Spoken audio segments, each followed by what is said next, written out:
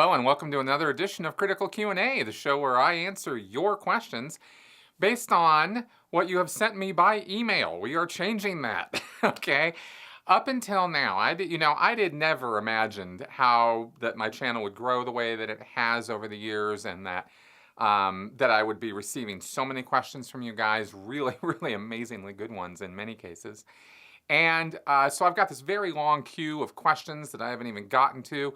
Sometimes people have asked me questions that I just really don't have the answer to at all, and so it just kind of sits there, or I'm just not going to get to it. And so I've had some in my queue for quite a while.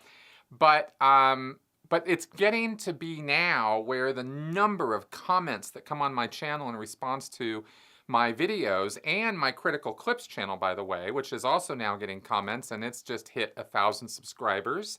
Thank you very much for those of you who have subscribed to my Critical Clips channel.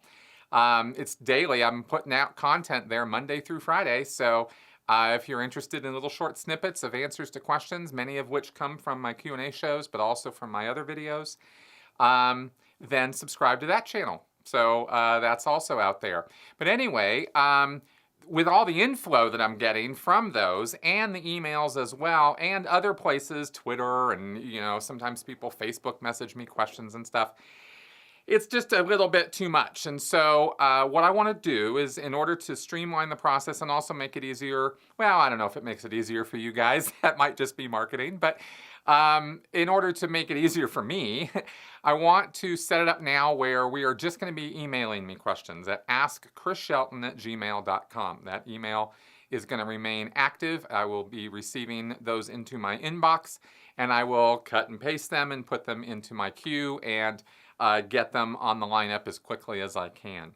If you do put questions in the comments, it's not that I won't ever see them, because I'm not going to ignore the comments, but I can't guarantee that I'm going to go looking through the comments like I have been up until now.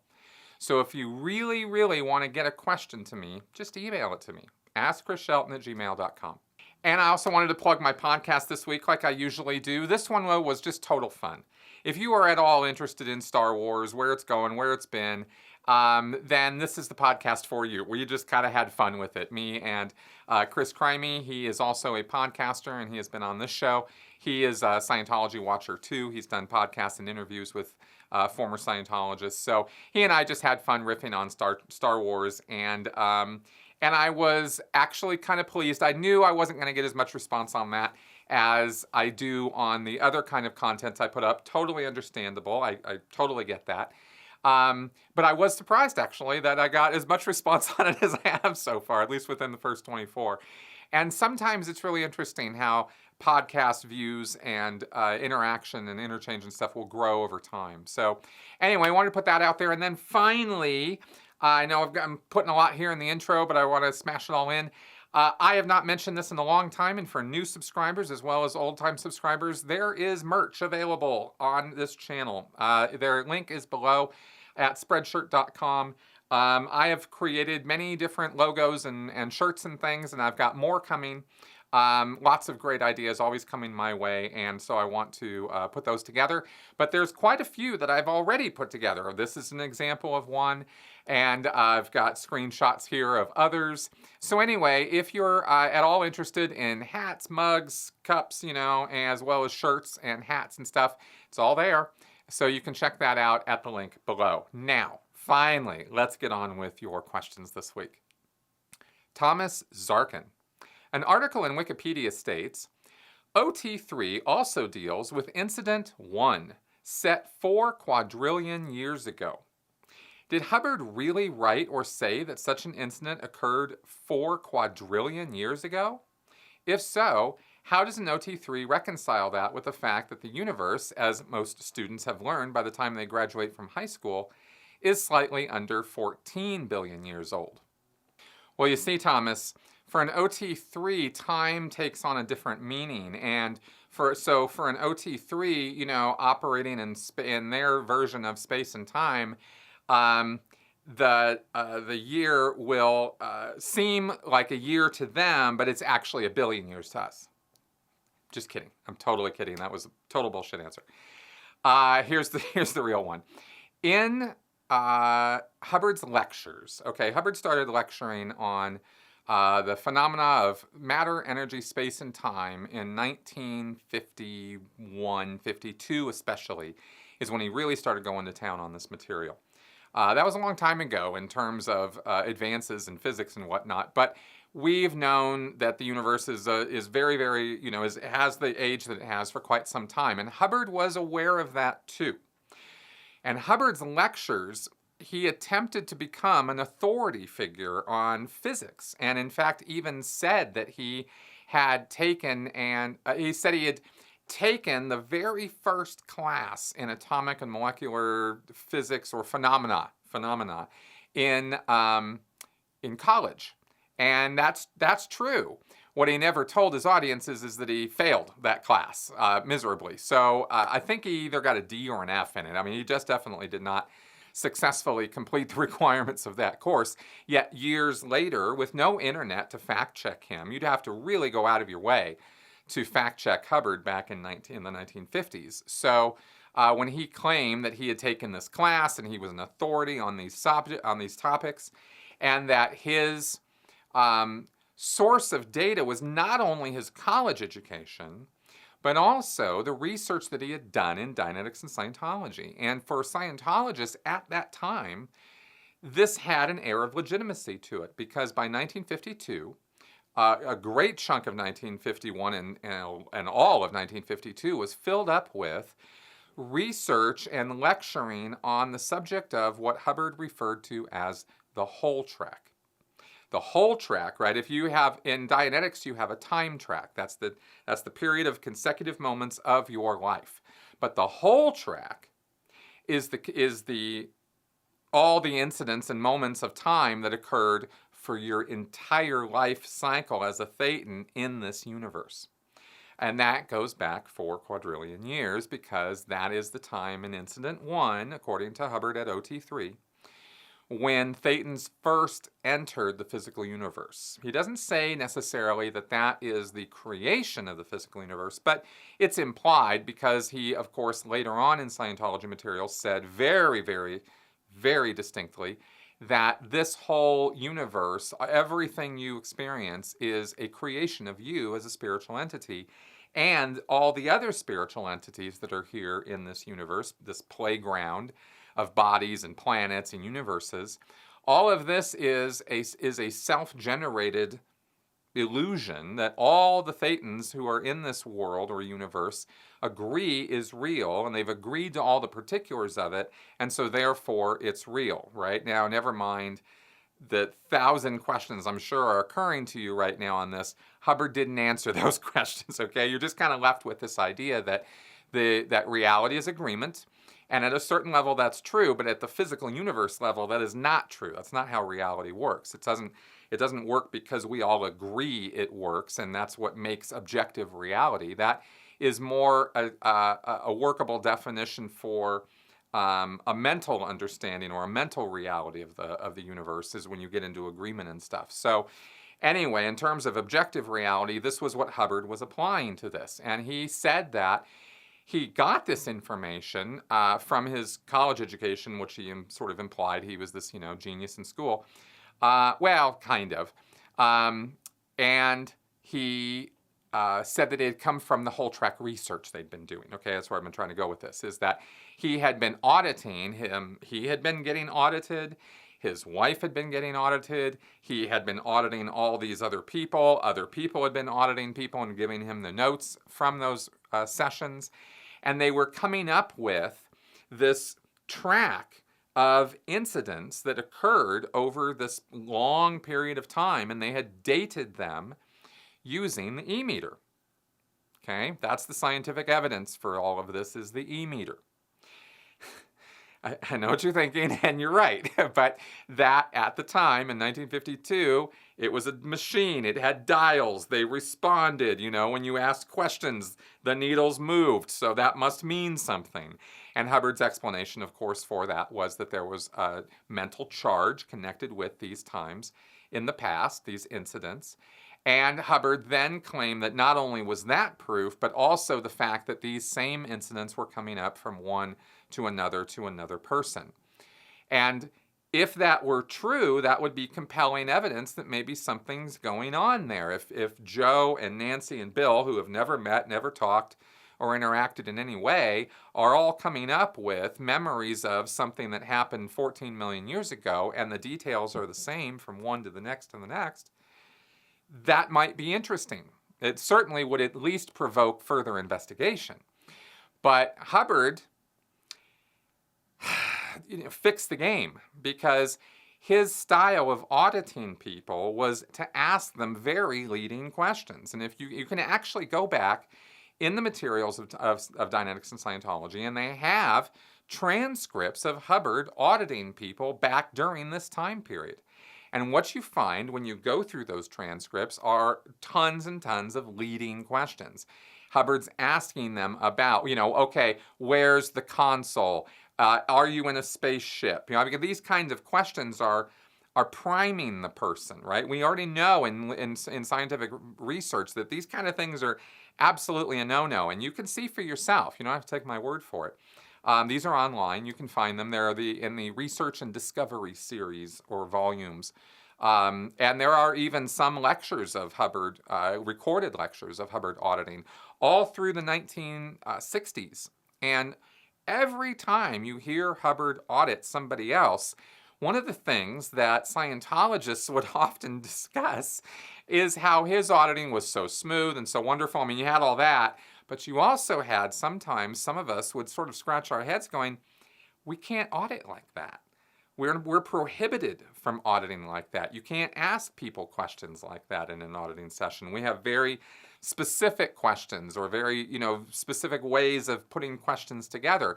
But Hubbard was always breaking his own rules in his auditing, and leading questions was one of the prime ways he was doing that. So he is the one who primed these people for having the same experience. You see where I'm going with this? So obviously his research trail, quote unquote, cannot be trusted because it's not legitimate.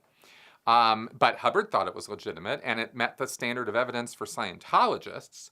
So they're willing to believe that a little box with little dials on it that measures skin resistance is more accurate than the telescopes and astronomical calculations and all of that work that gets done in astronomy and physics. Science, real science, right? Based on actual observations, verified by others, peer-reviewed. I mean, all this stuff that scientists have to go through in order to get their findings agreed upon and accepted. Hubbard didn't want anything to do with that. He thought that he castigated that. He thought that all that was ridiculous, and scientists didn't know what they were talking about. And he specifically said, just to put a cherry on the top of this whole thing and wrap up this question,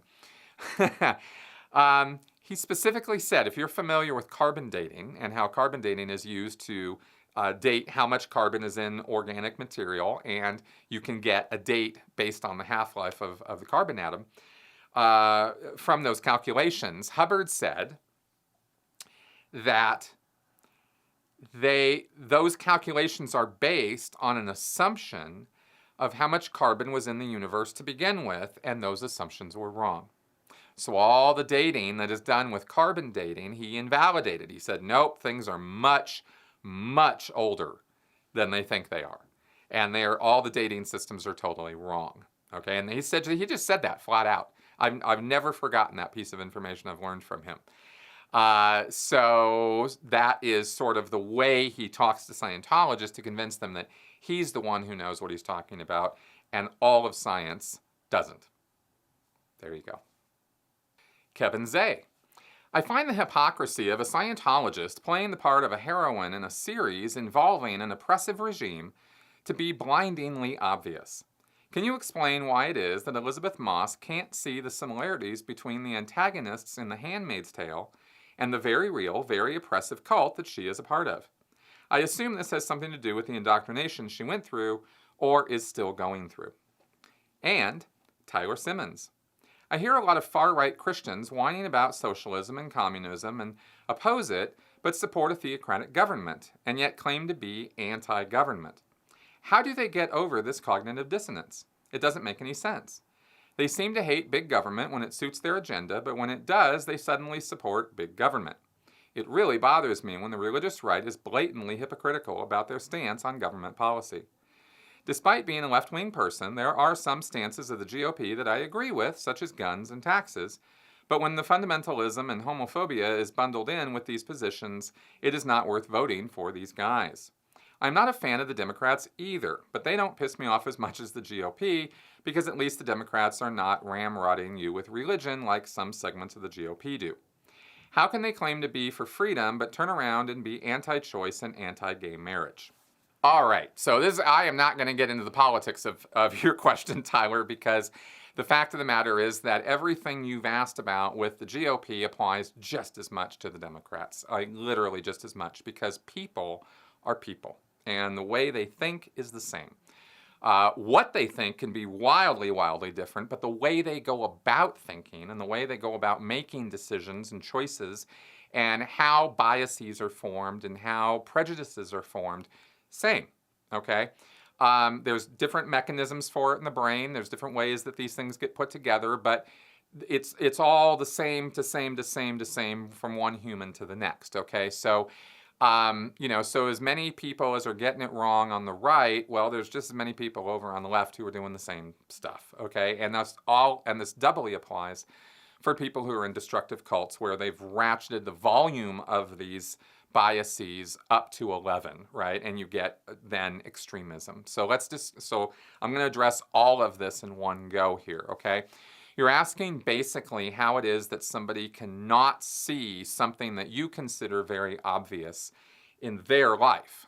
And the reason for that, of course, is because their life is their creation and it's their perception.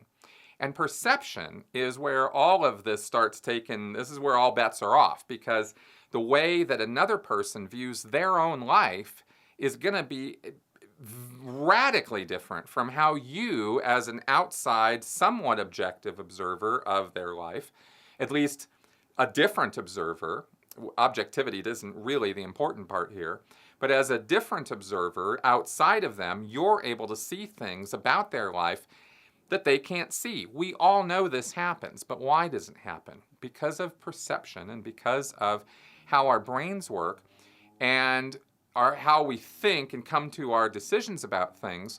Once you have accepted the goodness of something or the beneficial aspects of a thing, it will be very hard. It will be actually harder to overcome that view, that bias that you now have towards that thing in order for you to be able to see that maybe there's something wrong with it. This is everybody, okay? And it's all just a matter of degree.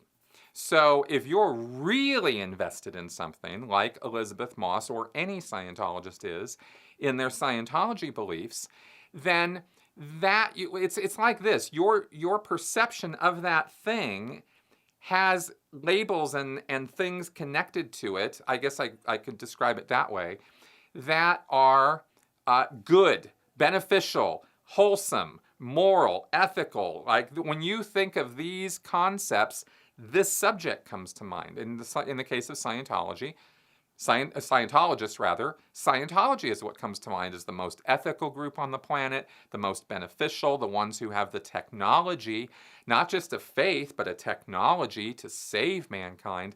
These are the things you think of when Scientology comes to mind. So this would be, of course, positioned in your mind as the polar opposite to the antagonists of The Handmaid's Tale, the bad guys of the story. Scientology is already positioned in Elizabeth Moss's mind as the good guys, the white hats, the people who can do no wrong, and the organization that is the only organization on the planet that is actually trying to do something about the conditions of man and how bad mankind is, right? That's how she thinks about it. So she would never look at that and then look at her script of The Handmaid's Tale or the book or have talks about it and position this really good, wonderful thing with all this awfulness. That it would never even occur to her to do that because that's how she sees things. Okay, so and like I said, this becomes this misperception, you could say, or this inability to question or doubt or criticize this is ratcheted up in destructive cults, right? In extremist groups. And so if you laid all this out on a spectrum, then you see the volume or the quality of this belief becomes more and more solid or more, extreme to the person, where it's harder and harder and harder to question that person could ever do wrong. In the same way that you could have battered spouses who would do nothing but sing the praises of their husband or their wife who's beaten on them. I guess Stockholm syndrome. I mean, there's various terms, various categories that people have, labels that people have tried to put on this. But in the end, it really comes down to how a person thinks about things. And so the hypocrisy, when you say to somebody like that, you start having a conversation with them or an interaction on social media or something, you're like, you're a hypocrite. I can't believe how hypocritical you are. How can you not see this? And the person is sitting there going, I'm not a hypocrite. I have no idea what you're talking about. You're the crazy one. Stop calling me names, right? And all that does is build up more and more walls, of course, and is going to prevent the person from being able to see the hypocrisy that they're literally sitting right in the middle of. So the only way to get through that, that sort of fortress of thought that the person will build up against you is to be invited in. And the only way to do that is, of course, is to have rational discourse with the person at a level where they're not feeling like they need to be defensive in order to talk about it. So anyway, that's a lot there. I think I managed to sidestep some of the politics this time because everything I said is fully applicable to every single human being on the planet. There you go. Paula, after what I saw that Scientology does to critics, I'm scared even to make a comment in your YouTube channel with my full name, and that's why I write to your email address. How is it that Scientologists believe that they are working towards a world without criminality while they are doing criminal things themselves? Okay, thanks for the question, Paula. And I want to say straight up that the reason I made the change on the questions, by the way, was not because of this reason. No one has any reason to fear retaliation from the Church of Scientology because they asked me a question on my YouTube channel. Scientology's pretty crazy in terms of how detail-oriented they are about tracking connections of suppressive people, but they're not that detail-oriented, that they're taking down the name of every single person. I have had, probably at this point, hundreds of thousands of people comment on my videos. So I severely doubt that anybody in the Church of Scientology is keeping records of the names of all those people, much less trying to pursue them in some nefarious way. So you really don't have anything to worry about there. Really, I don't know if I've said that before in the past, so I wanted to kind of lay that out. Okay, Paula, now as far as your question goes, everything I just said in my last answer applies fully here in terms of how people think about things and bias themselves favorably or unfavorably towards groups they might be involved in or subjects or topics that they think are important. But then there's another thing on top of this, and because you're specifically asked about criminality. And Scientologists are absolutely, positively convinced that criminals are, by definition, people who are anti-Scientology. If you're pro-Scientology, then almost by definition, that means that you cannot be a criminal. And it's only if you betray Scientology and turn on them that you become the criminal. And it doesn't matter what you do while you're in Scientology. That's not, if you do anything within the world of Scientology, it could be bad. It could be breaking the law even. It could be, by definition, criminal to the society. But that doesn't mean within the world of Scientology that you're a criminal. Especially if what you're doing, this is the really key part, if what you're doing forwards or helps or assists Scientology somehow, then what's the problem? Right? I mean, if you're breaking the laws of the land, but you're not breaking Scientology justice codes, and, obviously you're not killing people or something, although if you were to kill somebody who was against Scientology, right? I'm not saying that anybody in Scientology would be okay with that. I don't think they do, but I'm using an extreme example to demonstrate the point that Hubbard has written, you can get away with killing somebody if you have stats up, if your statistics are rising, right? I mean, there's a lot of emphasis put in Scientology on having your statistics rising.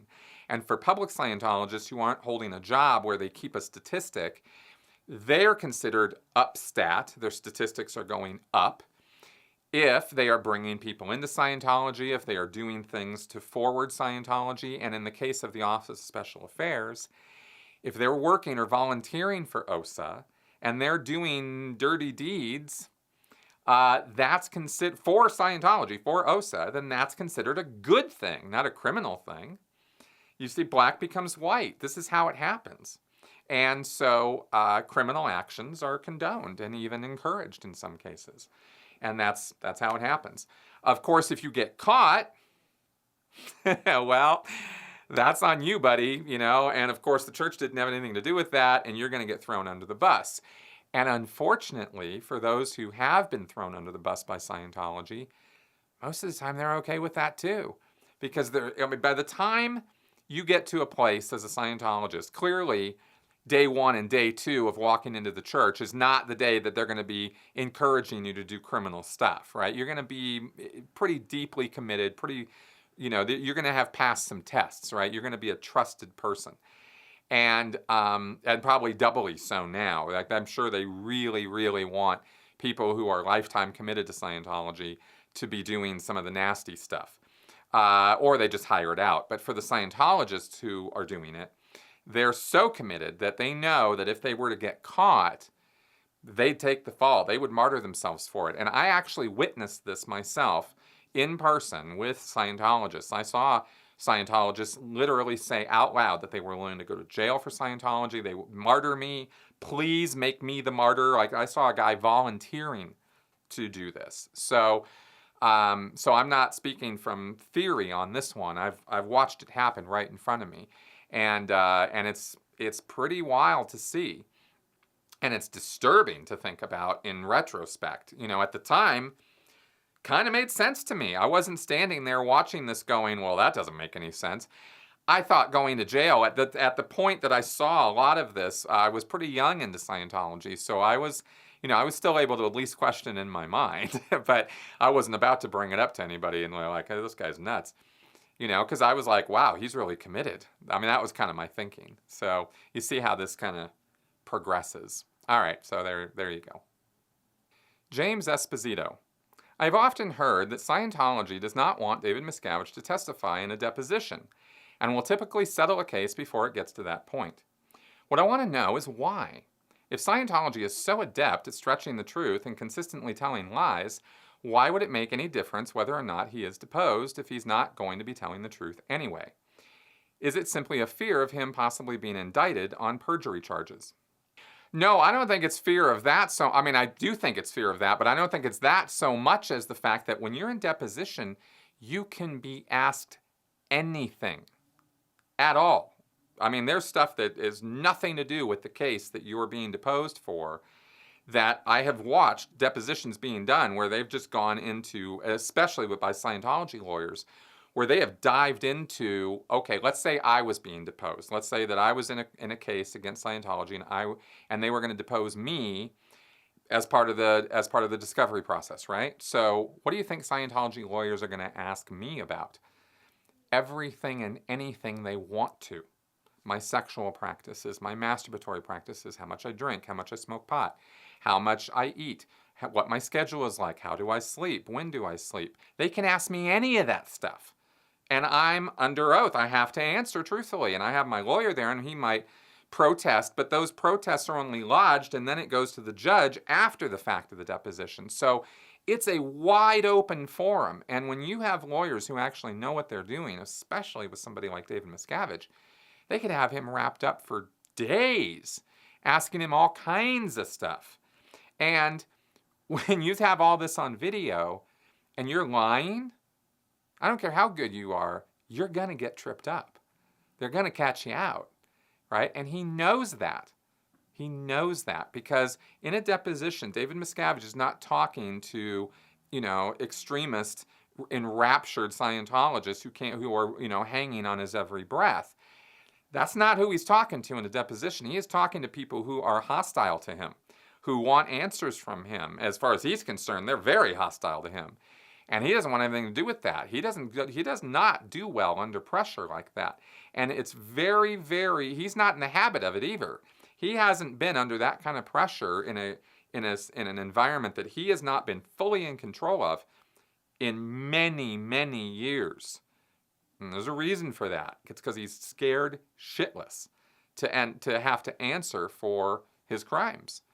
And he should be, because he's guilty of a lot of crimes.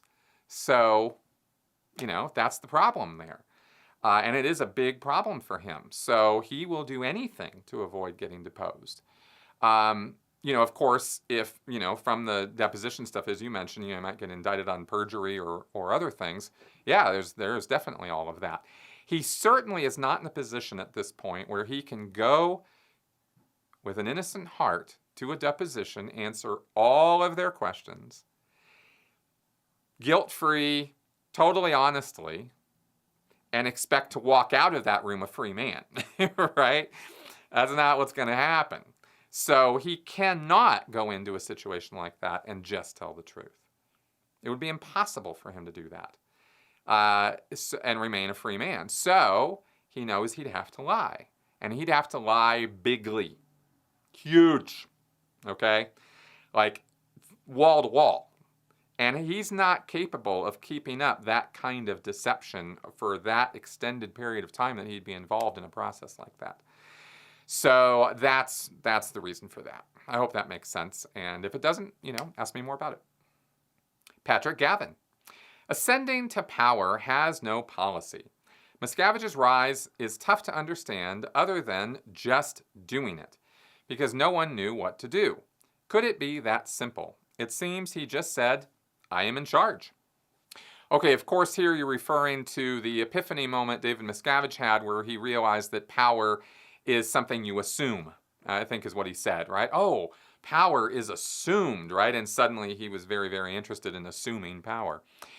It's a lot more complicated than it was just that simple of, oh, I'm in charge now. There was a lot of people that David Miscavige had to remove from the picture, and it took him quite some time to do it. And I've talked with a number of people who were around and involved and were, hands-on during that time and watched him carry out his executions, so to speak, his getting rid of people.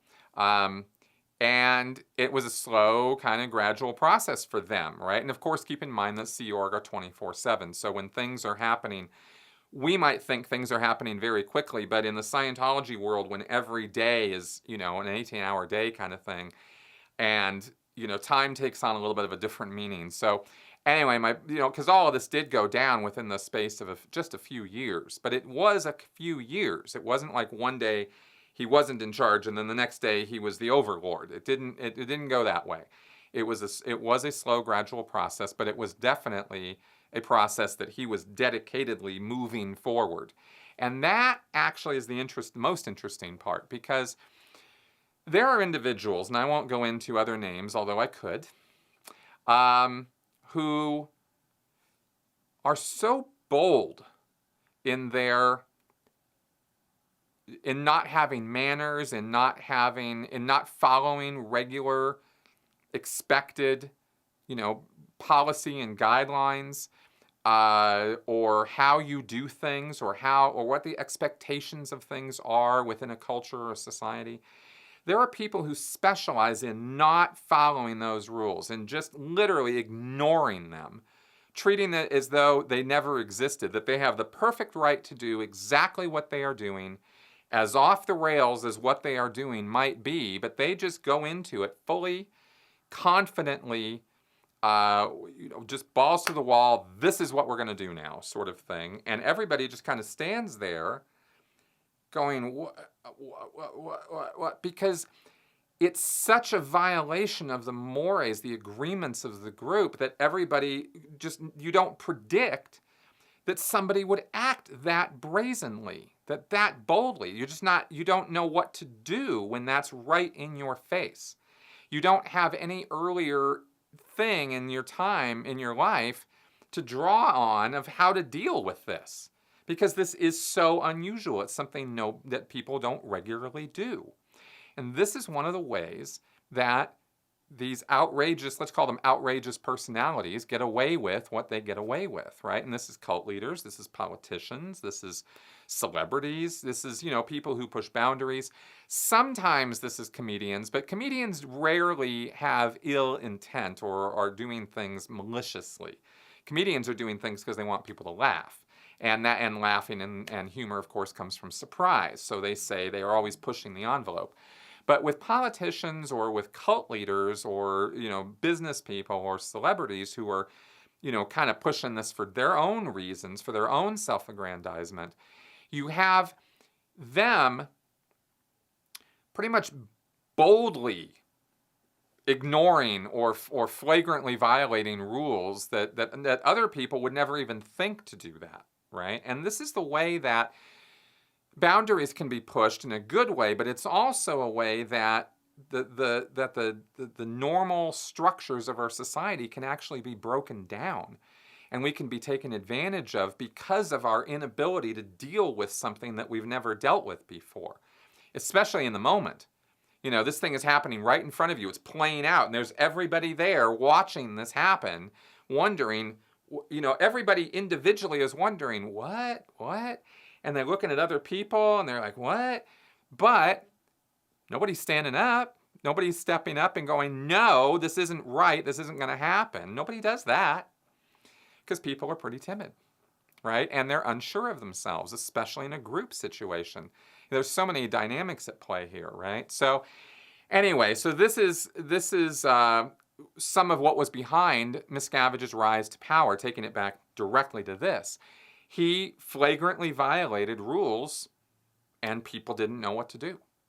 And he assumed power. He assumed that he was in charge, and soon he was.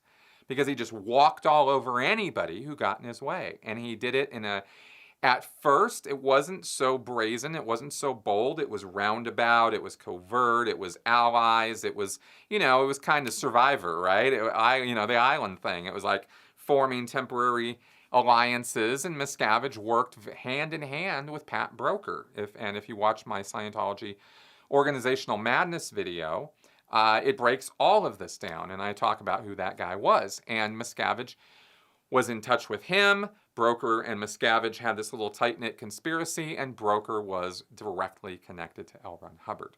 So there was, this was part of what was going down.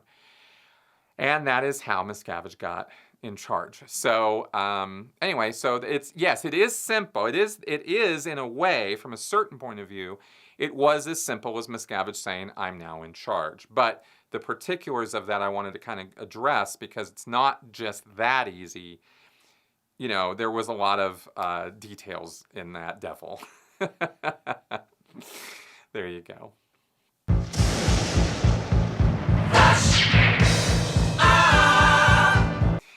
It is time for Flash Answers. Ben Asselstein. What percentage of the Sea Org are pre-clear? Most of them. I actually could not answer this question. I will say that with precision I can't answer this question. I'll say I will guesstimate 80% of the Sea Org, I think, are not OT, or are not clear yet. And that's a guess, but it's an educated one. The Doig. I know that some businesses use Hubbard's WISE system, but do any businesses pay for individual employees to go up the bridge / audit and or do Scientology courses? Yes, some businesses will pay for courses. They do not pay for auditing. That is a very, very, very rare practice. Sometimes you might see, I think I can recall 1 or 2 instances of somebody getting, like, say, a big bonus or something, and getting an L delivered to them, like at Flag or something. The company buys them a bunch of auditing. But that's very, very, very rare. You're not supposed to have other people buying you auditing. It's out exchange, you see. You're supposed to pay for it yourself. Smoker. I grew up in a decently scientific household. Dad an engineer, mom a math teacher. Does it bother anyone else that Hubbard and subsequently all Scientologists say space and time instead of space-time? The term, the fabric of space-time, originated 25 years before Einstein was born by William Clifford in the 19th century. So the fact that Scientology's mantra is matter, energy, space, and time is glaringly unscientific. Does that bother anyone else? Not really. I think you'd have to be a scientist to make those kind of distinctions, but that's just me, you know. Of course, you're talking to somebody who was raised in Scientology, so for me, space and time is 1,000% normal.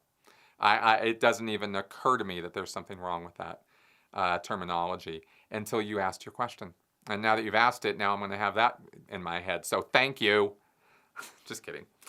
Yeah, it doesn't bother any Scientologists. I don't know if it bothers anybody else. Nobody else has brought it up. Okay, guys, thank you very much for all of the questions. They were great. I really enjoy answering them, and I hope you enjoy listening as much as I enjoy doing this. Again, I'll remind you, check out the links below in the description section on this video because there's some good links to other places like the Critical Clips channel for one and my merch site for another. And of course, you can always sign up on Patreon if you enjoy what I am doing and find it entertaining, informative, and educational. Thank you very much for coming around. I will see you next week. Bye-bye.